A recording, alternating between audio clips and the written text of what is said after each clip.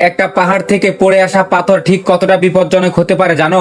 এটা জানার আগে ভিডিওতে একটি লাইক দিয়ে চ্যানেলটি সাবস্ক্রাইব করে দাও। এই ধরনের ঘটনা শুধু অপ্রীতিকর নয়, বরং চরমভাবে প্রাণঘাতী হতে পারে, কারণ এইসব পাথর অপ্রত্যাশিতভাবে এবং প্রবল শক্তি নিয়ে নিচে গড়িয়ে পড়ে। বিশ্বের বিভিন্ন দেশে এই ঝুঁকি থেকে মানুষকে রক্ষা করতে বুদ্ধিদীপ্ত ও ভিন্ন ধর্মী উপায় বের করা হয়েছে। যেসব এলাকা কিছুটা দুর্গম হলেও মানুষের পক্ষে পৌঁছানো সম্ভব আর পাথরগুলো তুলনামূলকভাবে ছোট, সেখানে মানুষেরা হাতে পাথর ঠেলে নিচে ফেলে দেয়। যদি পাথর অনেক বড় হয় তখন ফাঁকের মধ্যে একটি ইনফ্লেটেবল ব্যাগ ঢুকিয়ে ধীরে ধীরে ফোলানো হয়, যাতে চাপ দিয়ে পাথরটিকে ঠেলে ফেলা যায়। কিন্তু যেসব জায়গায় মানুষ পৌঁছাতে পারে না, সেখানে হেলিকপ্টার দিয়ে কয়েক টন ওজনের লোহার বল নিয়ে গিয়ে পাহাড়ের গায়ে সেগুলো দিয়ে আঘাত করা হয়, যাতে ঢিলা পাথর পড়ে যায়। যেসব পাহাড় জলের ধারে অবস্থিত, সেখানে জলের প্রবাহ কাজে লাগিয়ে ফাইল স্প্রে বা কুয়াশার মতো করে উপরে থাকা ঢিলা পাথরগুলো সরিয়ে ফেলা হয়। আর যেসব জায়গায় এতটাই বিপজ্জনক সেখানে হেলিকপ্টারও পাঠানো যায় না, সেখানে বিস্ফোরক বসানো হয়। এটা একদিকে দ্রুত আবার কার্যকর সমাধান।